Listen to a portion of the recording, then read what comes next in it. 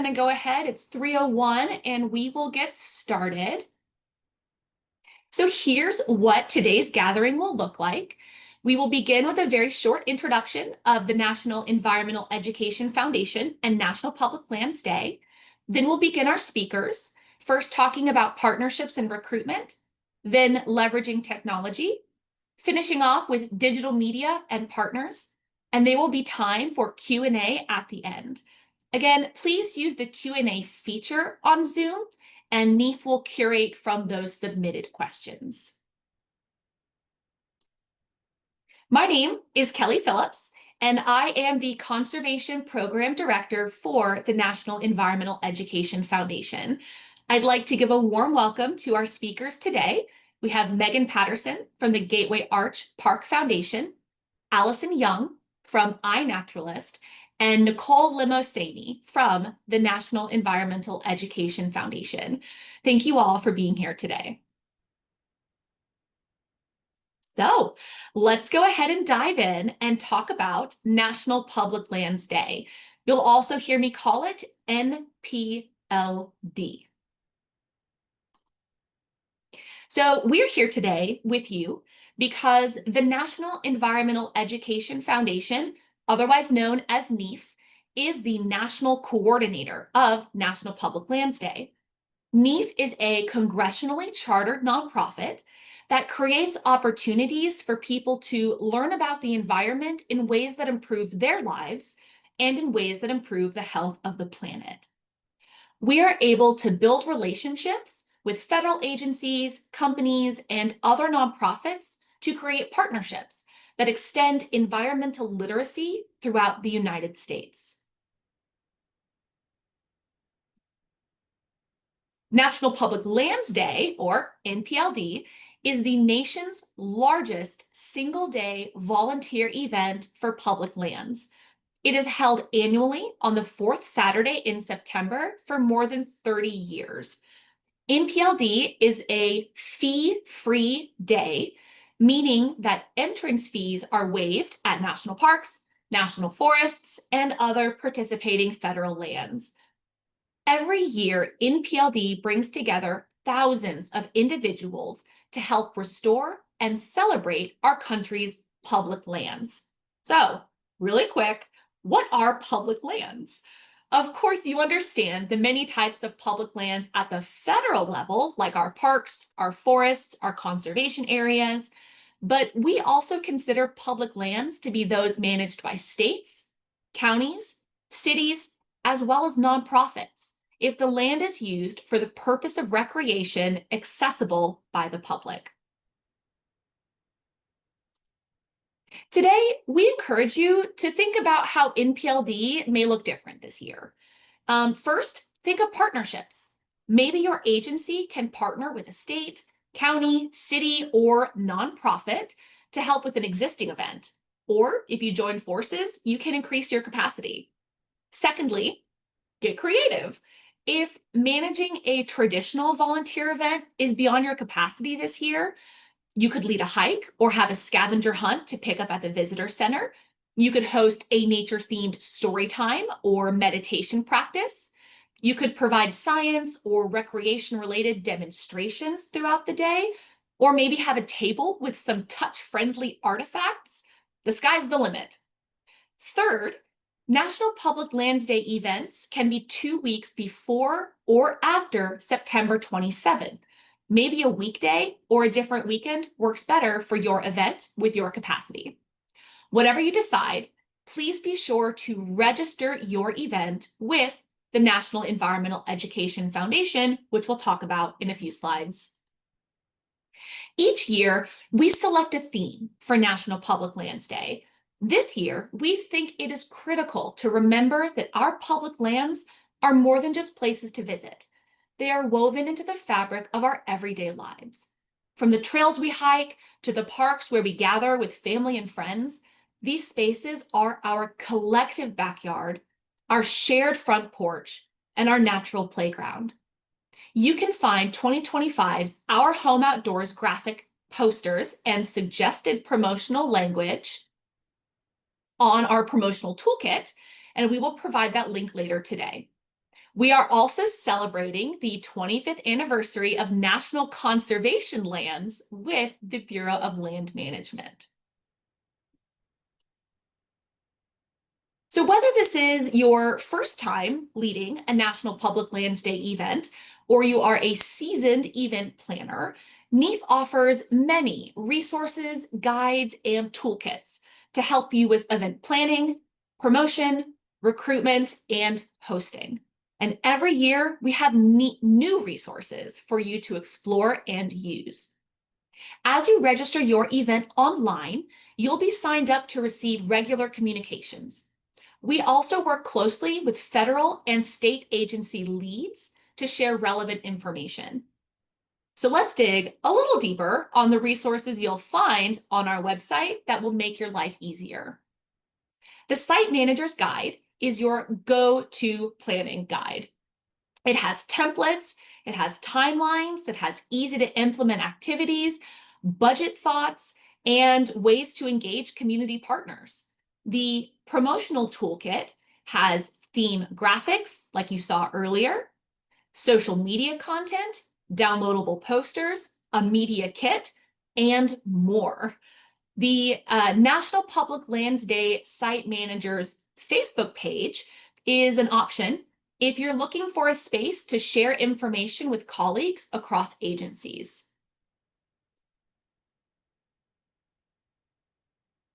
When you register your event with NEAF, your listing is added to an interactive national map where volunteers can find events in their area. Whether or not you need the map for recruitment, we ask you to go through the 5 to 10-minute process to add your event. There are several reasons for this. The first is that so you can receive your fee-free coupons if your event is on a federally managed public land. 2, so that your event is counted towards your agency's statistics. We do have a new feature this year. You can upload a photo to your event listing to showcase your unique landscape or to give volunteers a peek at what their project may look like. To add an event, first you create an account on neafusa.org. If you've already created an account, you simply log in. You can complete the event details form. Page 4 is where you can request fee-free coupons for events that are on federally managed public lands. If you have a website you're using to recruit volunteers or event participants, there is a place for you to put that registration URL. Once an event is published, you can go back and edit it if details change. Again, if you're trying to request a fee-free coupon for your event, please do it by August 1st, which is Friday. After National Public Lands Day, we will ask you to complete a short survey. On the screen, you will see some information that this survey asks for. This collects even more data, so your event's impact is counted towards the overall impact of National Public Lands Day. The impact report that NEAF creates each year can be shared with your event participants and your leadership, so they can see how the great work that you are doing at your site is part of a strong national movement. That was a very brief introduction to National Public Lands Day. We are very excited to introduce our first speaker, Megan Patterson. She is the Senior Manager of Operations and Volunteer Engagement at the Gateway Arch Park Foundation in St. Louis, Missouri. The foundation is the nonprofit conservancy and the official philanthropic partner of Gateway Arch National Park. Megan has been with Gateway Arch Park Foundation since 2020, beginning her journey as volunteer manager, where she launched and co-managed a volunteer program with Gateway Arch National Park. Under her leadership, the program has grown to include over 400 volunteers, contributing more than 6,000 service hours annually. In her current role, Megan oversees the volunteer program and helps manage the internal operations to support the foundation's mission. She holds a bachelor's degree in psychology from the University of Southern Indiana and a master's degree in historical administration from Eastern Illinois University. Outside of work, Megan enjoys spending time with her husband and 3 pets. She's also an avid concert goer, book lover, and home cook. I'm going to get off screen now, Megan, and let you take it away. Great. Thanks, Kelly, for that wonderful introduction. And thank you to Neef for having me here today. So I've been a part of planning National Public Lands Day since for about 5 years now, actually, and through lots of trial and error and a lot of help from volunteers, partners, and the community, we now have really strong relationships and community partners, an event that's kind of a well-oiled machine now. And today we're just going to kind of go through and share a few ways that we've gotten here. And also something to keep in mind is we are a well-oiled machine with our riverfront cleanup that we do at Gateway Arch National Park, but there's always room to grow, refocus, and adjust your event. So Kelly, if we can go to the next slide. So kind of where do you start with planning a National Public Lands Day event? And this is something that I think about not just for starting out, but every single event that I'm planning. So first, determine what are your needs? What do you need for this event? What are you hoping to accomplish? So what project are you going to work on? Are you going to have volunteers do a trail project? Is it a riverfront cleanup? Is it an educational opportunity? Is it a nature walk or some of the other things that Kelly mentioned earlier that don't necessarily have to be, a large public event? What are the supplies that you need for that or to accomplish that goal? What staffing do you have? And how does that relate to your volunteer capacity? Can you utilize volunteers to grow your capacity? And how much staff do you need for that? And then think about, what do you want?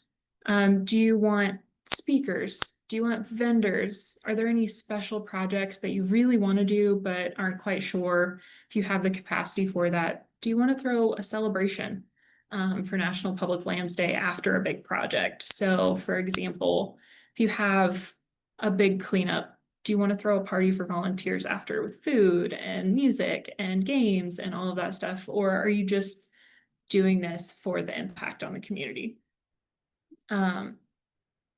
So what resources do you already have available for you?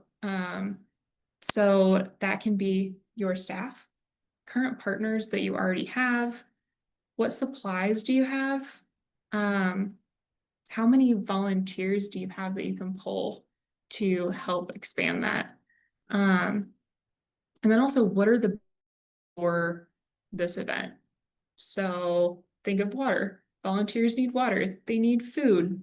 They need restrooms. They have to know where to go. So make sure you're checking all of the boxes on what are the basic needs of volunteers and your staff for this event. And thinking about, what resources you might already have available.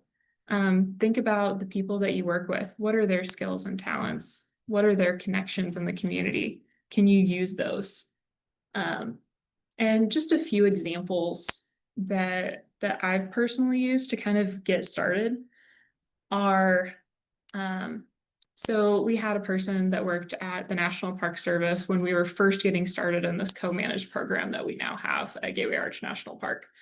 And they had been doing cleanups before, not necessarily as, structured for National Public Lands Day or, National Park Week or anything, just regular cleanups. They shared some of those resources with me. So then I was able to kind of almost cold call, reach out to, for example, the Missouri Stream team. They led me to this wonderful volunteer who still works with us today. Mind you, this was 5 years ago. And that relationship has grown, and that volunteer then led us to the Mississippi River project with the EPA through the Marine Debris Tracker. So we were able to use that partnership through Missouri Stream Team, through this volunteer to get connected to the marine debris tracker. And therefore, our events, we were able to record the trash that was getting picked up on the riverfront and submit that to research that the EPA was using to talk about plastic pollution in our waterways, which is a huge impact that not only affects us right here in St. Louis, but affects the larger community and the larger impact of plastic pollution on our country. Another example is Republic Services. So this was a complete cold call. I was just looking through emails earlier today to kind of just reminisce on it. And Republic Services, I did an email to them, and then through that just one email, I got connected to our local regional manager. And they started working with us to supply trash bins, recycling bins, and they also supply us with volunteers that come down to the event every year and they sort the recycling versus the trash. And then it gets taken to the facility to actually become something new and be recycled, which is one of the things that I think is unique about our program and something that entices people to come back because they're working with organizations that they trust and that are, actually taking the materials and they know where they're going. This can also open up funding sources as well, working with these different partners like Republic Services, Missouri Stream Team, even corporate partners are a great way to look at that too. But we're not going to get into the funding aspect of this, but those are just some things to think about. So Kelly, if we'll go to the next slide. So kind of talking about those partnerships that we can utilize to kind of fill gaps where we're at. So ways that you can find these partners and find ways to fill any staffing capacity, supply needs, anything like that is through networking. So think about what your project is at your park and look for other examples of that that are happening in your community. You can go out, participate in those events, talk to the people who organize it, see what they've done, and see if you can utilize them as a partner or a resource to benefit you and the community and the volunteers. Don't be afraid to ask questions. The thing I say all the time is the worst thing that people can tell you is no. So it's okay to ask questions.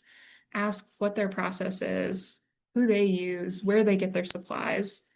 And then also think about how can you both make these partnerships mutually beneficial. For example, with Republic Services, they can then go back to their community or to the powers that be, the people they work with, and they can be like, listen, we picked up this much trash off the riverfront and we got this many recyclables. And then that helps them kind of tell a story about their community partnerships.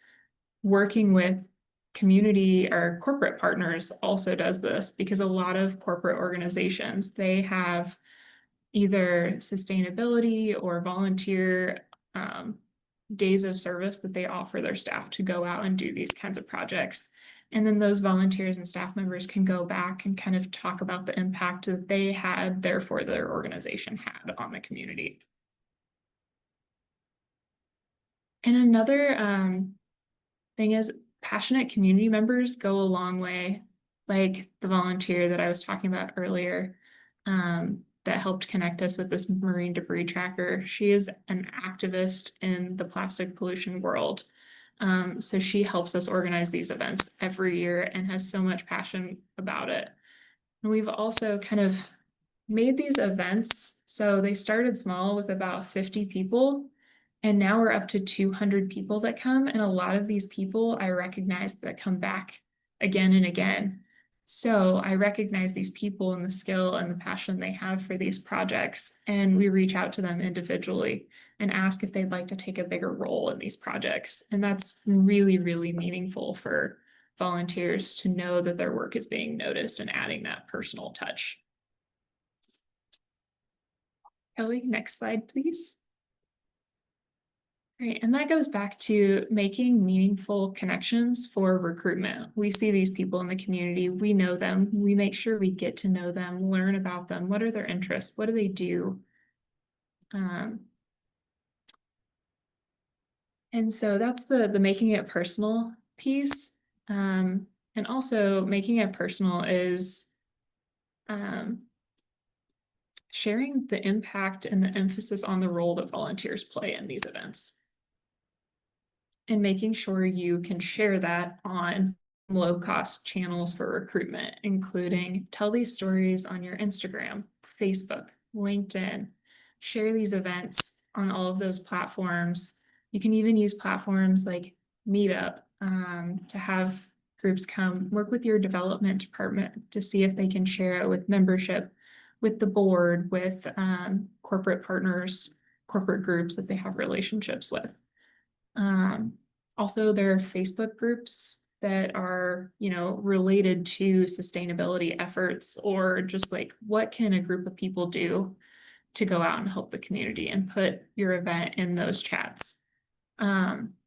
Newsletters are also super helpful. We send out a monthly newsletter to volunteers, and also we just have a newsletter platform that gets shared out to anyone who's signed up, so they get to see the information about that too. Share on community calendars. So, for example, we use Missouri Stream Team is one that we get a lot of volunteers from.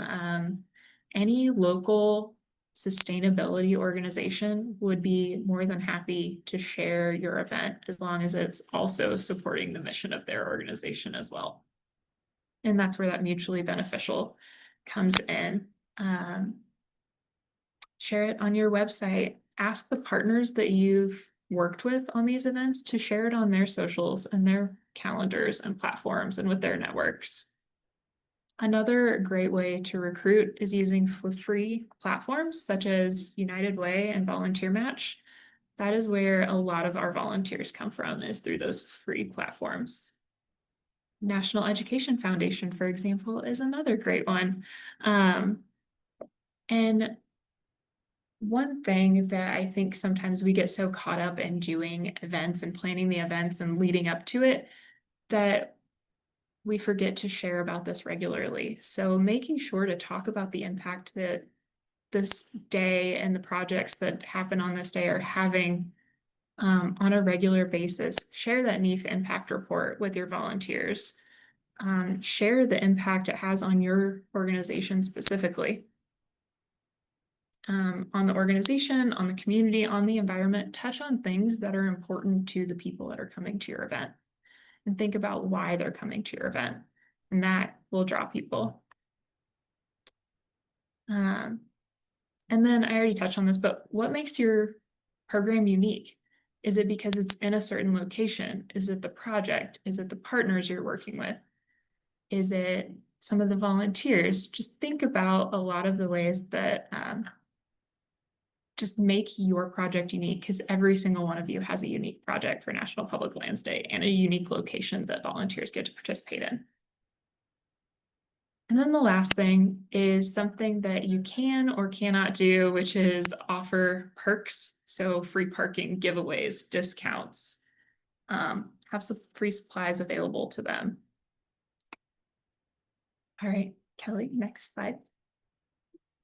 Okay, and then I will finish up here with that this only covers a small portion of what we do and the partnerships and the community we can create.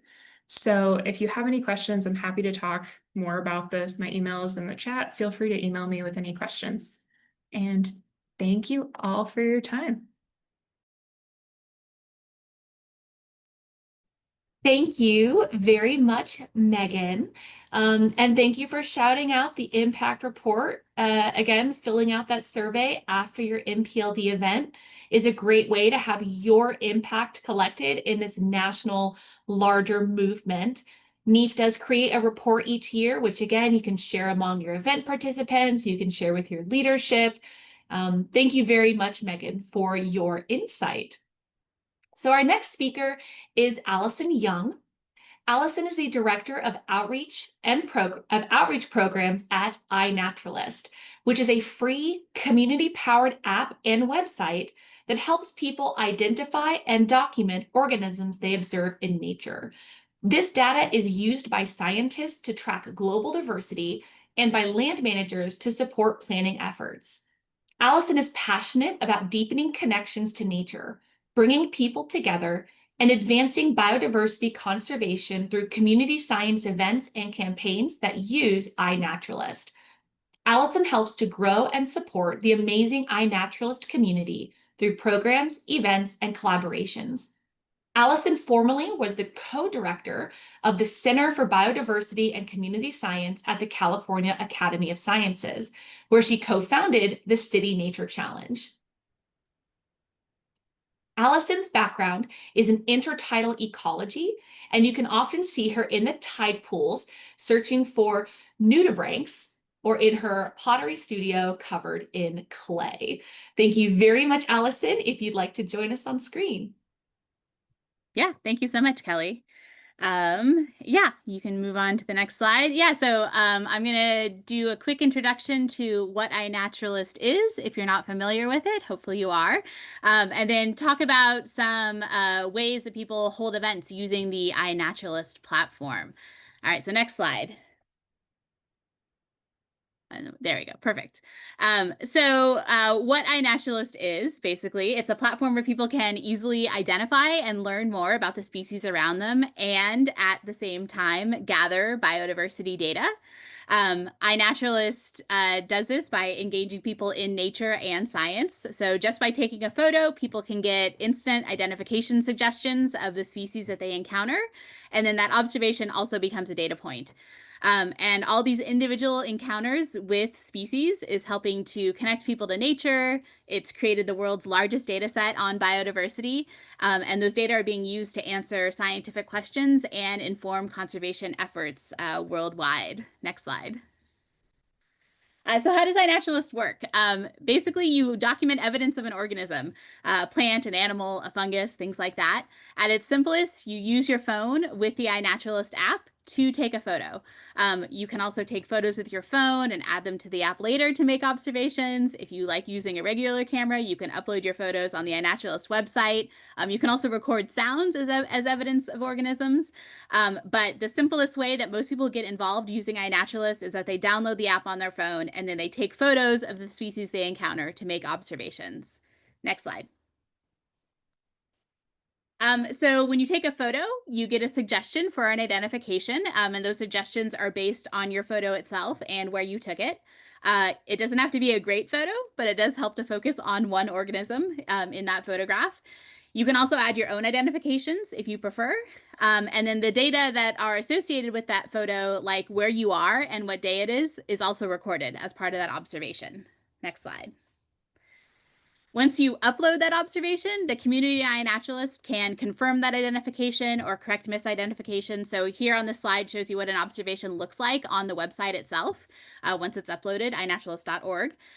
When the identification is confirmed and agreed upon by the community, iNaturalist then shares those data with other databases used for science and conservation. So what started just as a photograph is now data. It's a record that this particular species was seen at this location on this day. It's a species occurrence record.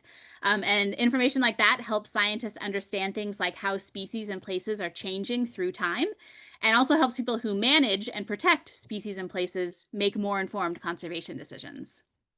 Next slide.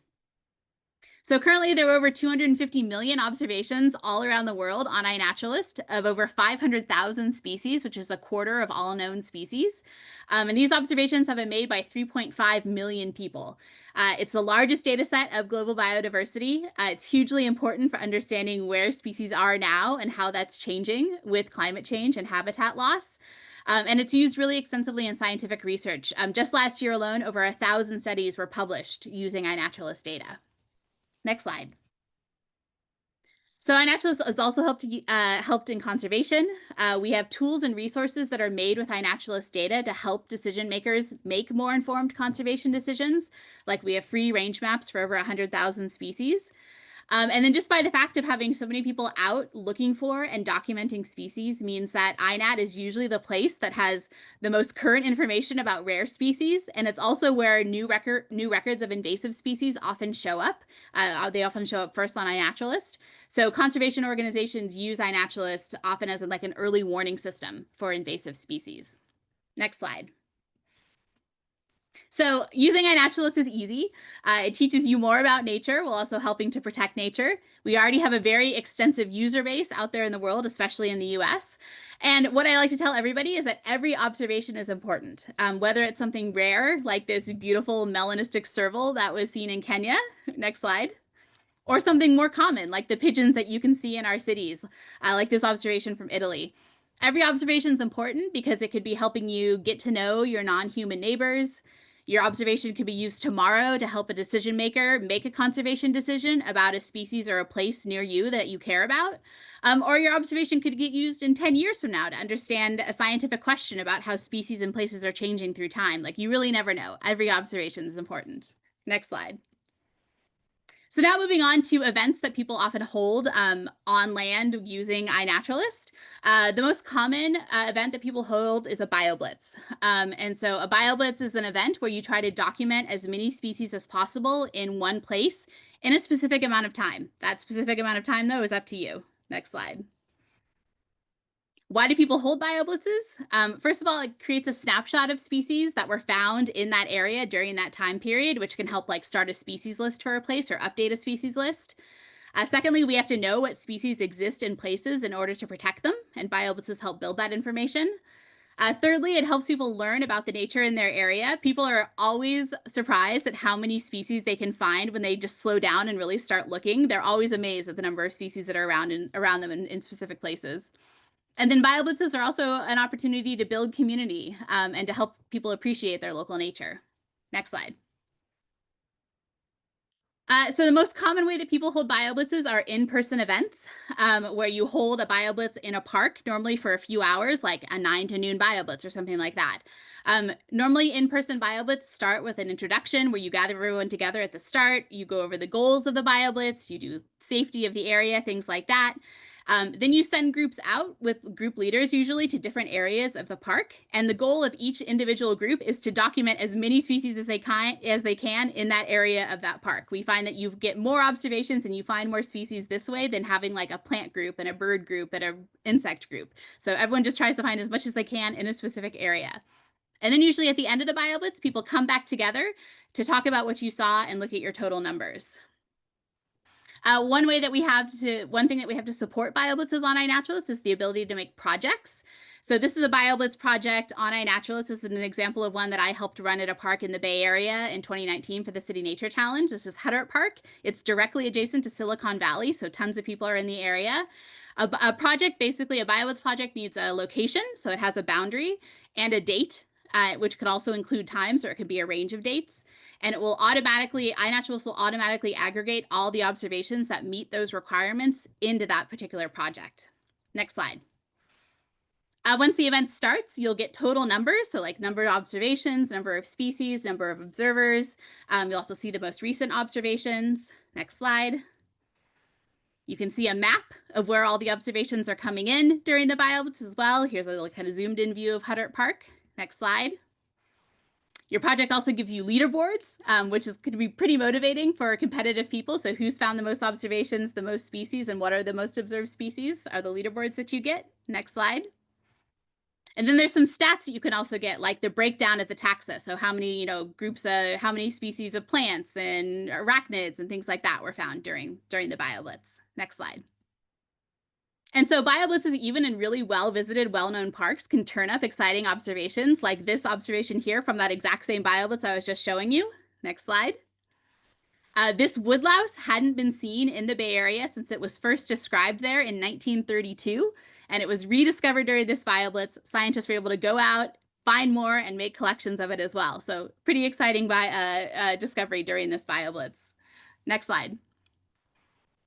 So less staff intensive than an in-person BioBlitz is setting up a self-guided BioBlitz event, where people basically have a date range that can go to an area and make observations on their own. So this is an example for National Public Lands Day last year in Arizona, where the Friends of Cave Creek Canyon set up a 10-day BioBlitz in this one particular area. So it was aggregating all the observations made there.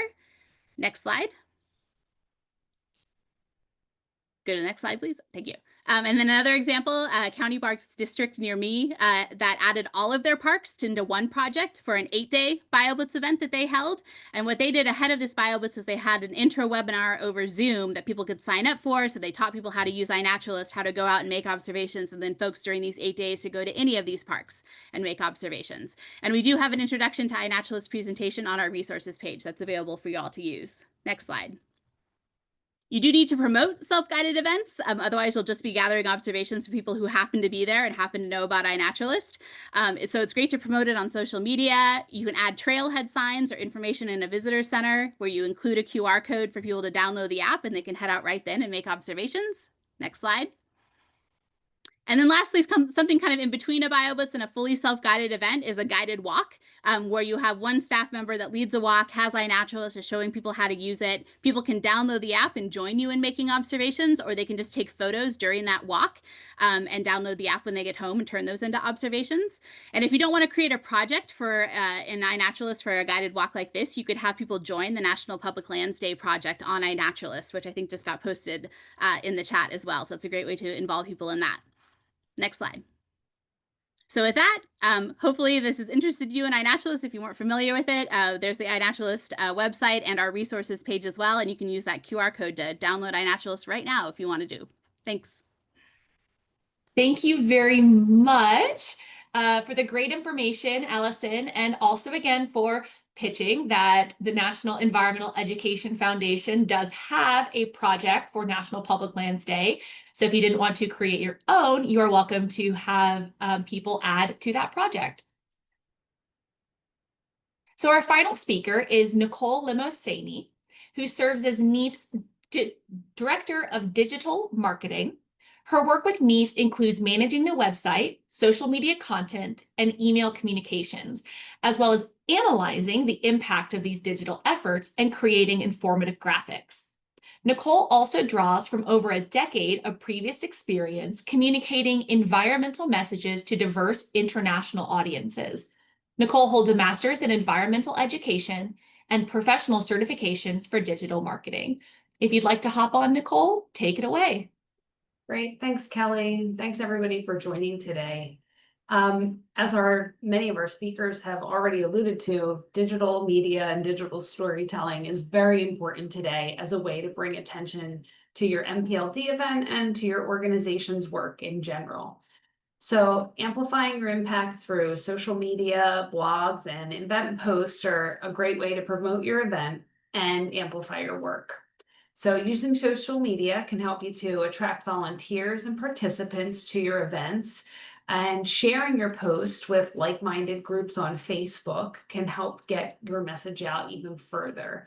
Also, tagging other organizations when you make posts can also help make them aware of what you're doing and what's going on. YouTube videos are also a really effective way of, after your event, promoting all of the great work that you have done.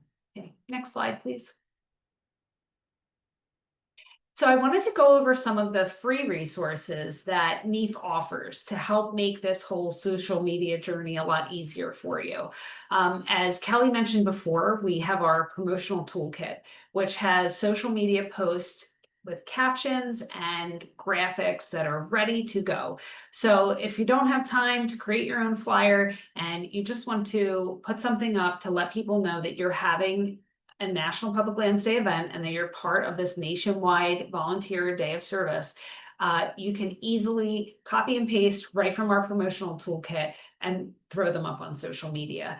Outside of social media, the promotional toolkit also offers other media resources like our outreach calendar, which can help you plan when to do what, as well as guide to taking good event photos, a photo permission form so that you can make sure that whoever you are taking photos of the day of the event that you have their permission to use that online.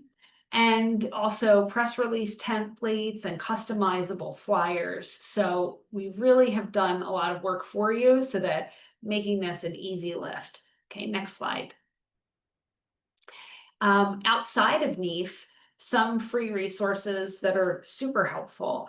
One is Canva. So if you would like to create your own flyers and graphics, you can sign up for Canva for free. There's a free version, and there's also a free version for nonprofits that is just like the professional version for free. So I highly recommend Canva as a super easy way with tons of templates ready to go for you to use.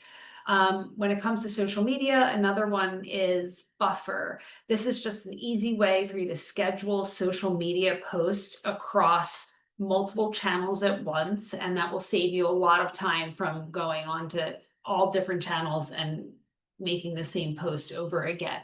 So Buffer also offers a free version. Next, please.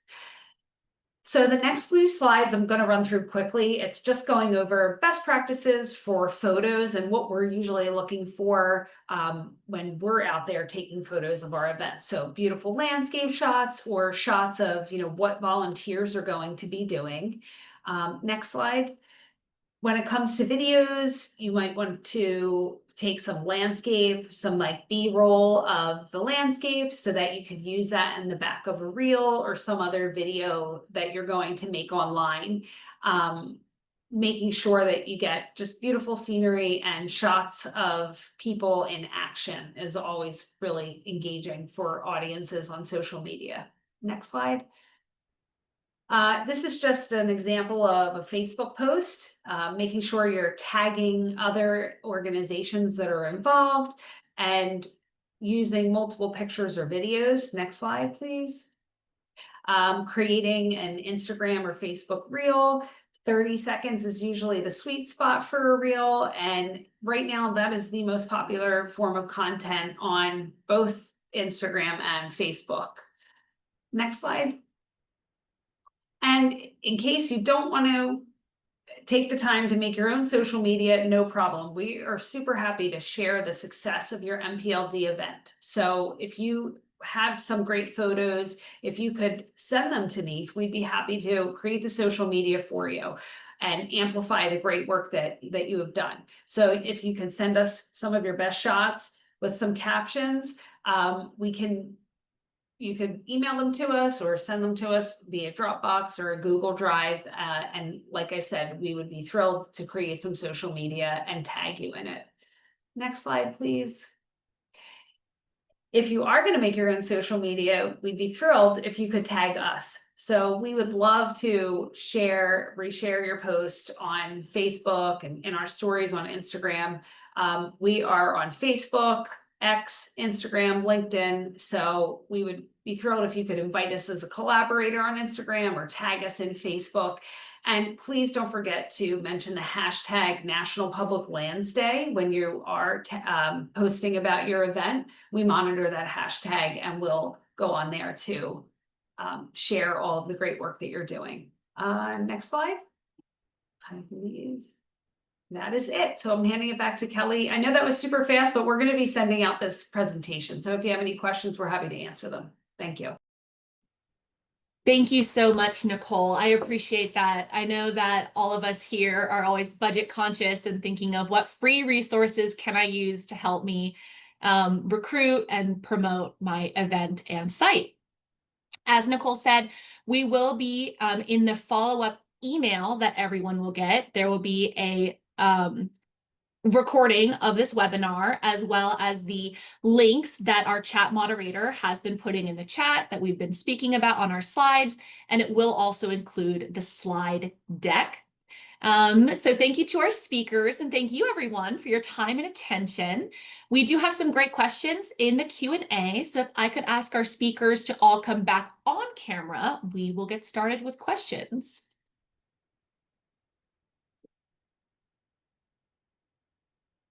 Okay, thank you everyone. So we have a couple of iNaturalist questions for you, Allison.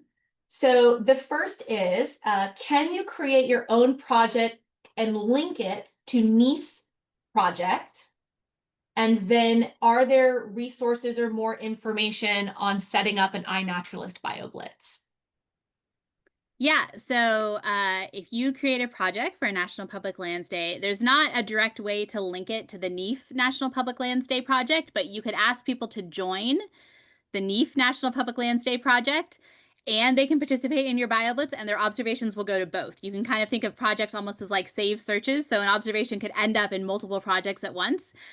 So that's a way to have people both contribute to your project, your BioBlitz, and would have their observations show up in the NEIF National Public Lands Day project as well.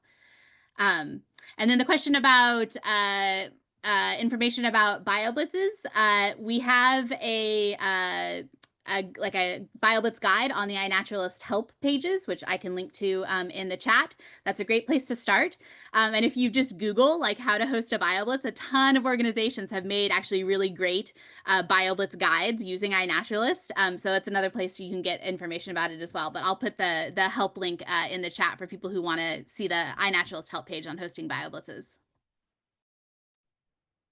Thank you very much.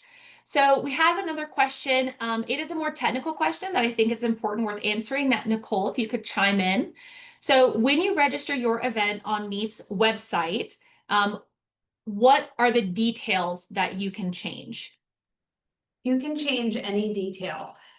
When you log back into the NEIF website by going to your dashboard, you will see your event, and on the right-hand side, there will be a little inline link for updating. Once you click update, you can go through any page of the registration form to update any detail that you need to. Thank you very much. It's always good. We have people who have events for multiple years, and what they're able to do is go back and edit their event. So that's a really great feature. Thank you, Nicole. We had a question about the definition of public land. So as NEIF defines it, it's a government, so federal, state, county, city, park, or preserve or other sort of protected land. But we also include nonprofit in that. The question says, is looking for sort of what does it mean when we say accessible to the public for outdoor recreation? Recreation is a broad term, you know, it could be as much as just experiencing nature, having a little meditative walk, or it could be, you know, as high impact as a kayaking program. So it's a really broad definition. If that individual is curious about more examples of public land, they're welcome to reach out in the email that we have posted in the chat that will again show at the end of the presentation. One question I would like to pitch to our speakers is to tell us about an event that you've been part of that embodies this low cost, low capacity approach. Sure, I can go first. So one year we did a volunteer fair, and it was where we just invited people and organizations from the community to come to the park and set up a tent and a table and talk about what their organizations do. And it was anywhere from parks to, you know, service, like human services, anything like that. They came to the park. It was completely free for us. It was free for the people to come, to the organizations to come, and then we invited the community. So very minimal, actually no cost. I think it was just the gas to get to and from places. Yeah, I mean, I think for me, I've taken part in a ton of BioBlitzes. I used to host them regularly. I think one of kind of the most innovative things I've seen for a self-guided BioBlitz, which was fun, is that on iNaturalist, if you search for your park, it will show you the most observed species there by most observed to least observed. And so We did a self-guided BioBlitz once where we basically just created a bingo board using like the 15 most observed species in that park. And so it helped give people a little bit of guidance. It wasn't just like, just go into the park and observe anything. It was like, can you actually get a bingo? Can you get like a blackout bingo and find all 15 of these most commonly observed things in the park, which was pretty fun. It helped give people a little bit more guidance than just going in by themselves, but still wasn't a huge lift. It was basically just creating a little bingo board with pictures of the 15 things and their names. Those are great examples. Oh, sorry, Megan. Yeah, I just wanted to say also I've used the BioBlitz guide that Allison talked about earlier. It's fantastic. So I recommend definitely taking a look at that. BioBlitzes are another one that we've done that are super low cost and easy. Thank you. So another question I want to pitch is, what are some types of organizations that come to mind when you're thinking about a capacity building partner?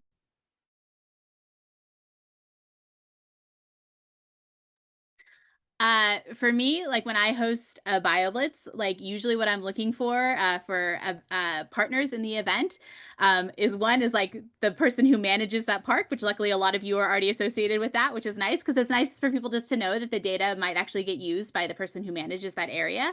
And then it's great to think about organizations that have like a base of volunteers that are already interested in nature, like your local like your native plant society, for example, or your local Audubon society. I used to partner with Audubon societies all the time for these. Any organization that has a group of like volunteers that they could co-host an event with you and they have a ready group of people like that could come and show up and take part have been really great for getting participants in BioBlitzes.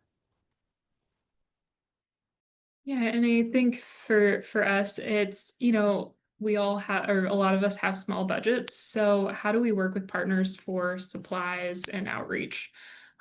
We work with a few local organizations that offer up supplies for these types of events, so that it's no cost out of our pocket. And then it also gives them the exposure that they need, for the community.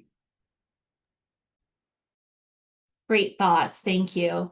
We have time for one more question that came in the Q&A, and they're looking for more information about the passes. So NEAF does offer fee-free coupons for federal site managers who have events on federally managed public land. And so those coupons can be requested by registering your event. The event must be fully registered, so published, to be able to request the coupons. The process is pretty easy. It's a checkbox that said, yes, I would like coupons. Again, you must be having an event at a federally managed public land. The coupons are good for one person for 1 year. On the front of the coupon, there is a line to write the volunteer or the event participant's name. On the back of the fee-free pass, there are instructions, but essentially it is a one-time day pass or entrance fee for the person who's listed on the front of the coupon, and then those in the vehicle with them in a private vehicle, not in a commercial vehicle.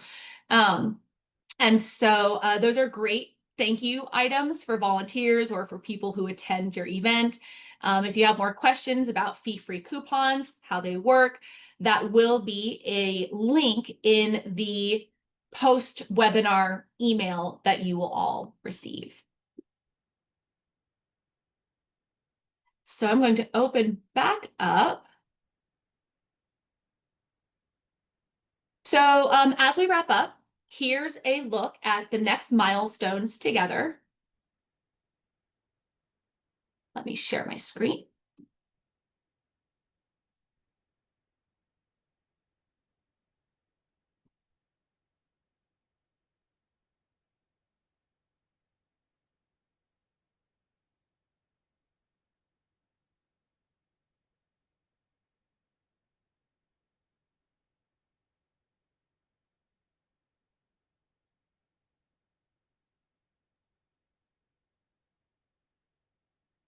Goodness, sorry everybody, having some sharing issues.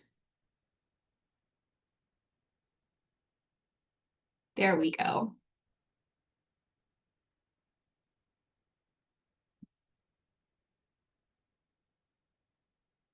So some milestones together.